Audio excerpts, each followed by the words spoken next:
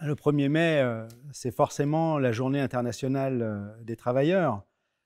C'est la mobilisation des travailleurs à Chicago en 1886 et en particulier la répression sur la place de Haymarket. J'ai eu la chance, parce que dans le cadre syndical, quand je m'occupais des questions internationales, prenant part à un congrès d'ailleurs des syndicats américains qui se tenait à Chicago, j'ai utilisé cette occasion, bien sûr, pour aller sur cette place de Haymarket, qui est l'origine du 1er mai, qui s'est transformée ensuite, à l'initiative de l'Internationale socialiste, en journée internationale des travailleurs, de mobilisation pour gagner la journée de 8 heures. Et du coup, moi, j'associe le 1er mai à l'Organisation internationale du travail, puisque l'Organisation internationale du travail est fondée en 1919.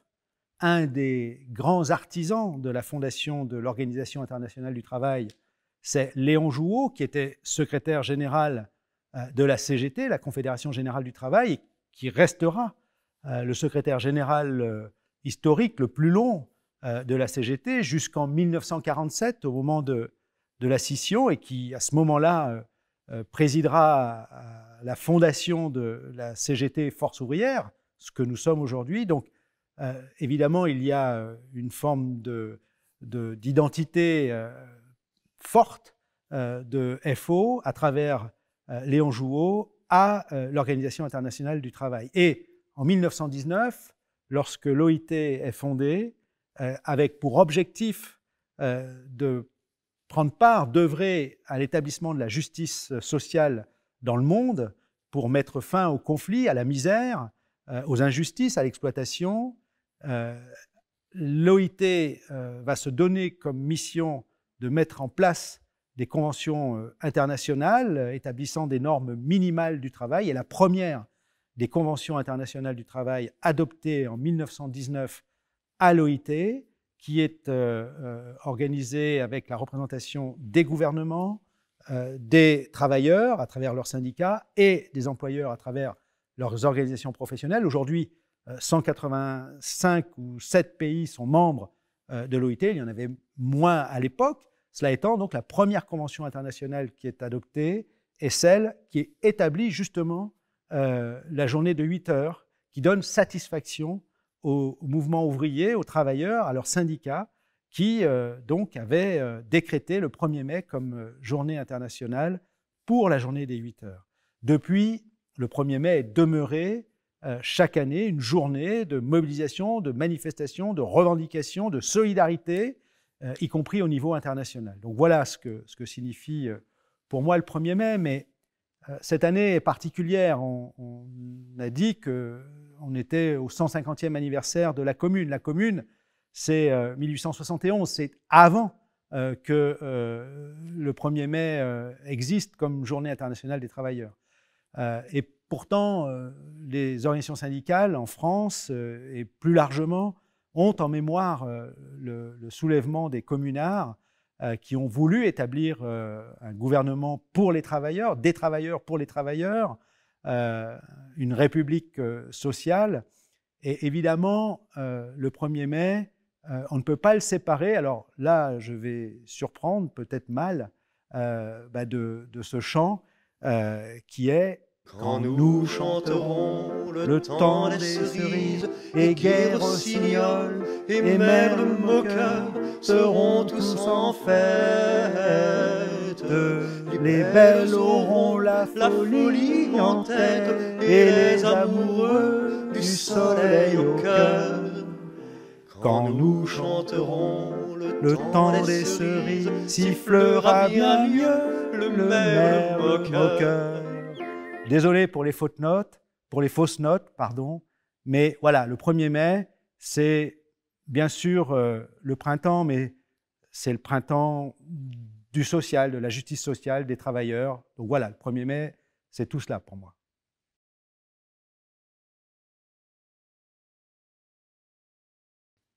La première fois que j'ai participé à un 1er mai, je ne suis pas sûr de m'en souvenir parce que Je suis adhérent de FO depuis 1983-84. J'ai sans doute participé au 1er mai assez rapidement avec Force ouvrière à ce moment-là. Cela étant, jeune étudiant, je manifestais déjà quand je l'estimais nécessaire.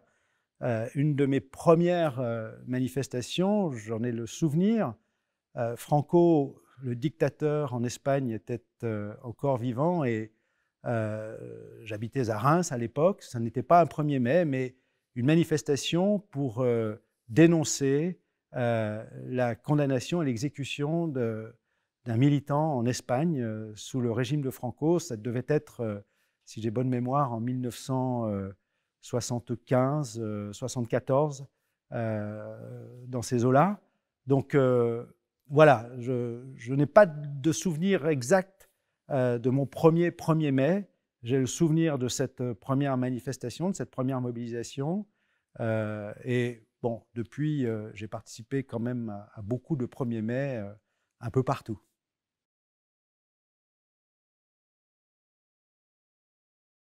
Ah, mon meilleur souvenir d'un 1er mai, bah, c'est comme c'est tout le temps les premières fois. Alors là, pour le coup, ce n'est pas mon premier 1er mai, mais c'est mon premier 1er mai en tant que responsable confédéral. J'étais alors tout jeune élu de la commission exécutive confédérale en 1996. Le congrès avait eu lieu au mois de février. Et donc, le 1er mai, je pense bien que c'était celui de 1996, au titre de la commission exécutive confédérale, je présidais un meeting qui se tenait à Saint-Nazaire. Et alors évidemment, c'était mon premier 1er mai où je devais faire un discours en tant que représentant de la Confédération, ce qui est déjà en soi impressionnant, prendre la parole en public au nom de la Confédération, donc non pas seulement son propre nom, donc on engage son organisation, ce qui évidemment génère un peu de tract, de tension, d'impression, mais surtout à Saint-Nazaire, certains sauront de qui je parle, ce 1er mai était localement présidé par un camarade militant, un vieux camarade militant qui n'est plus de ce monde aujourd'hui, Yvon Roqueton. Or, il se trouve que Yvon Roqueton est aussi une figure du mouvement de mai 68 pour Force ouvrière. Il a été de ceux qui ont été à l'avant de la mobilisation ouvrière, de la mobilisation syndicale avec FO en 1968.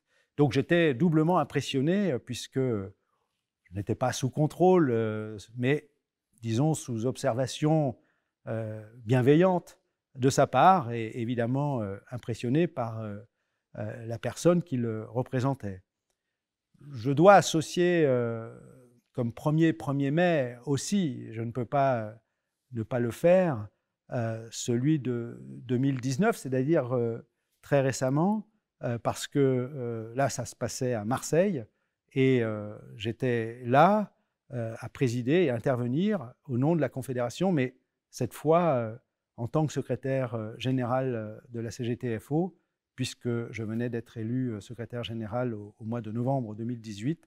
Et donc, le 1er mai 2019 était mon premier 1er mai, bien qu'il y en ait eu beaucoup avant, mais cette fois en tant que secrétaire général de FO. Et depuis, je pense que chacun de mes 1er mai, celui de l'année dernière, en plein confinement, a été particulier. Il s'est organisé autour d'une vidéo déjà, et puis j'avais quand même pu présider et intervenir à un 1er mai en visioconférence, comme on dit maintenant.